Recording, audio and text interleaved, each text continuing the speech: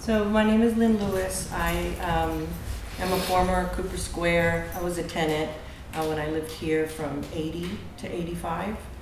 The city HPD still owned the buildings, and Cooper Square had just initiated the process of looking at whether to become an MHA.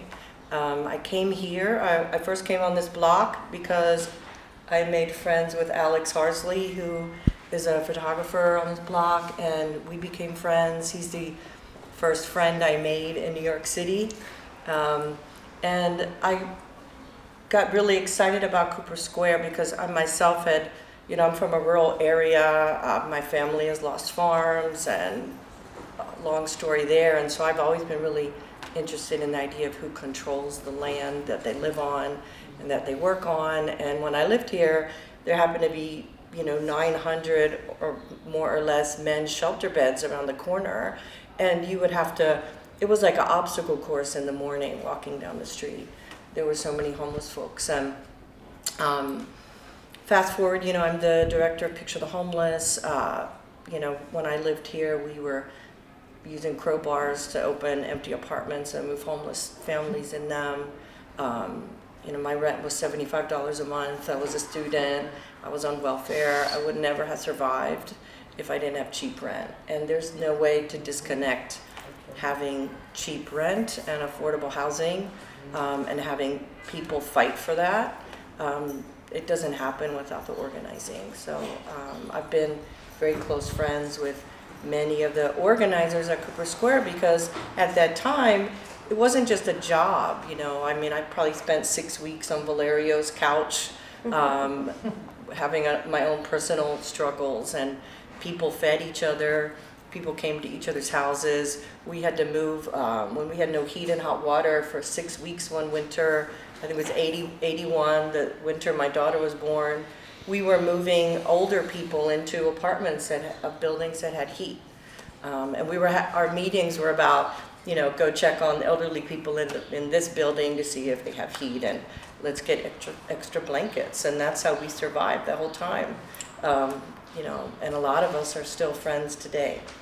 And this is probably one of the only blocks in Manhattan that you could walk down the street and still see people that you were friends with 35 years ago.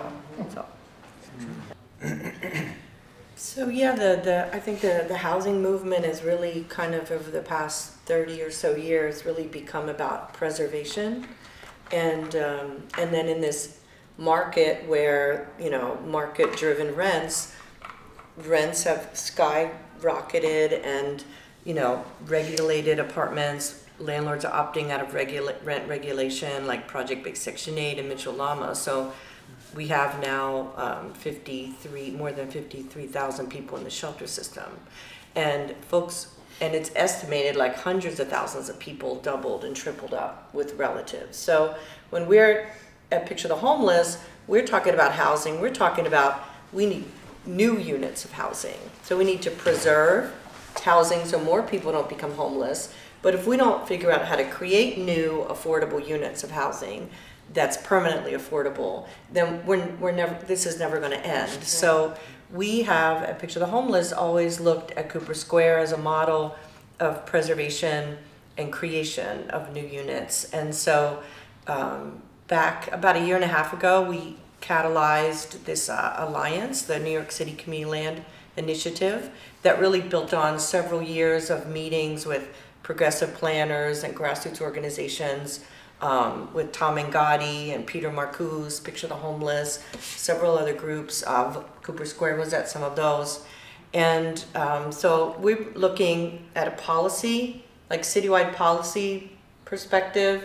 The city of New York, now we have a new mayor, we have a new speaker, but people don't just wake up one day and say, oh, community land trust, you have to teach them about it. So we've done, and Cooper Square has been involved, we did a briefing for the City Council Speaker's Office and the Legislative and Policy Department. And I'm on the board of the CLT now, Cooper Square CLT and MHA, and we endorsed as a board to get more involved with the New York City Community Land Initiative. We are organizing a community land trust in East Harlem. Yes. East Harlem has a lot of failing HDFCs that have already failed, Till buildings that are kind of stuck in this pipeline that now looks like it's to nowhere. We have a lot of vacant lots and vacant buildings also. And even though they're not owned by the city like they used to be, it's still messed up that there's all these vacant buildings and lots. We did a count a couple years ago and found enough vacant buildings and lots to house nearly 200,000 people in 20 community boards and published this report. So Jasmine and Valerio came to our second residence launch meeting that we had in East Harlem. We are moving forward, the New York City Community Land Initiative, with incorporating a community land trust in East Harlem. It would be different than Cooper Square because we're looking at scattered sites, but it doesn't mean we can't do it. You can figure it out. And then we are organizing shareholders and tenants in city-owned buildings so that they could determine, does it make sense to organize into one entity or entities, and what would that look like? And then legally, how can we make it happen?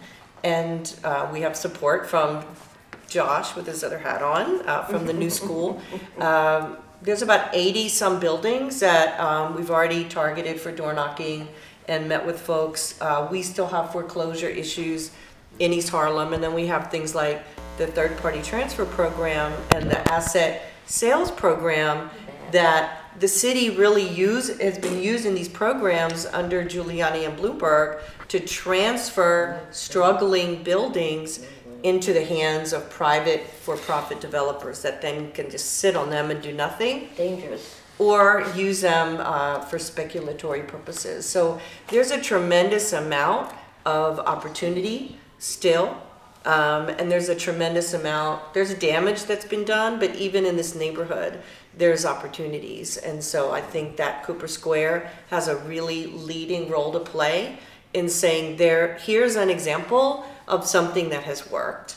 And so I'm really happy that the Cooper Square CLT board is going to get more involved with this citywide initiative.